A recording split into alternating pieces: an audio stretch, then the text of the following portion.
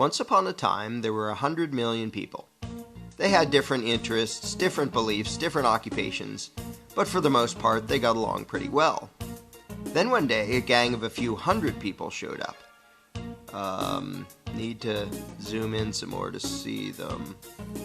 I know they're there somewhere. Zoom in. There they are.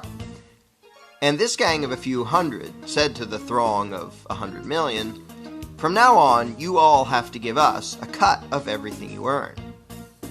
This is an accurate graphical comparison between the number of American taxpayers and the number of U.S. congressmen.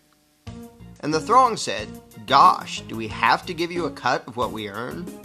And the gang of a few hundred said, "Yes, you have to." And the throng said, "Well, okay, I guess we have to." And one little troublemaker asked, "What if we don't?" The gang of a few hundred didn't like this and said, "If you do not comply, we shall unleash upon you our legions of enforcers." And the throng cried, "Oh no, please don't. We will comply, we will pay." This is an accurate graphical comparison between the number of American taxpayers and the total number of IRS employees. Time went by, and the gang of a few hundred said, "Now we want more of what you earn." And this kept happening over and over again, until eventually some of the throng were paying almost half of what they earned to the gang. Whenever the gang demanded more, the throng would say, "Golly, we're already having a tough time. Do we really need to give you even more?" And the gang always said, "Yes, you must, or we shall unleash our legion of enforcers." Now the gang of a few hundred was getting trillions of dollars every year, spending it on wars and pyramid schemes, giving away goodies to their friends, buying influence, and doing lots of other things. And some of the throng started saying, "We don't really like the war you're waging with the money we give you. Do we really have to be paying for that?" And the gang said, "Yes, we demand it. Don't make us send out our legion of enforcers." And some of the throng said, "You're taking our money and giving it to huge corporations and giant banks, and some people who just don't want to work. A lot of these things we don't like." And the gang said, "We don't care. We will decide how to spend it. You just do as you're told, or else." And the throng said, "Okay, I guess we have to." But eventually the throng got so fed up, so angry, that they took a drastic step.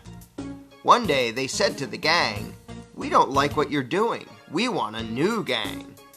And after pouring a huge amount of time and money into the effort, they replaced the gang with a new gang. Then the throng pleaded with the new gang, "Now, at long last, can we keep our own money, or at least keep more of it?" And the new gang said, "Sorry, but after much discussion, we've decided that you can't. You have to keep giving us what you've been giving, in fact, a little bit more than before." The throng was distraught and said, "This is dreadful. But after all, what choice do we have? I mean, they say we must comply, and they have that scary legion of enforcers. We're powerless against them. We'd better just do as we're told." So they did as they were told, got poorer and poorer, and lived miserably ever after.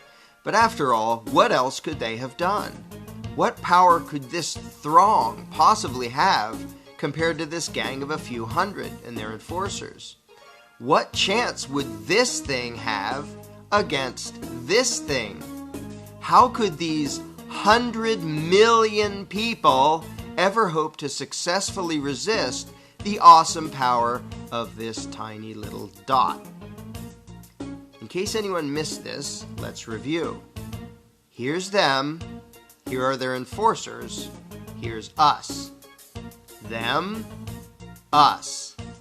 Them, us. Does anything about this seem just a little strange to you? Are you perhaps wondering, why does the throng need the permission of the dot to do anything? Why do these people feel the need to ask this tiny little dot if they can keep more of what they earn? Why would they spend year after year literally begging for lower taxes from this little dot? Is this dot just really darn intimidating? Is it very persuasive in its reasoning? To be blunt, why would this throng give a rodent's backside what this tiny little dot wanted?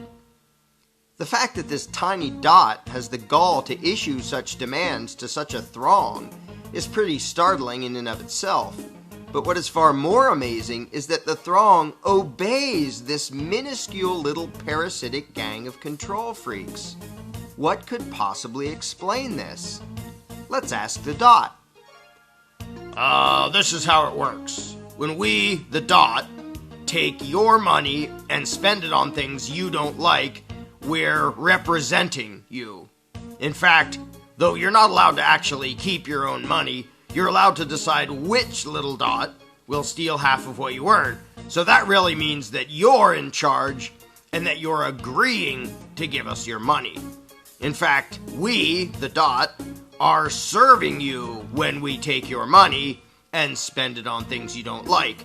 And so you should thank us and treat us with great respect and honor for having robbed you on your behalf for your own good in order to serve you by doing things you don't want us to do. So there you have it. I hope that cleared everything up for you. If you're not entirely satisfied with the dot's explanation of things, you really should read the book The Most Dangerous Superstition, available now at Amazon.com.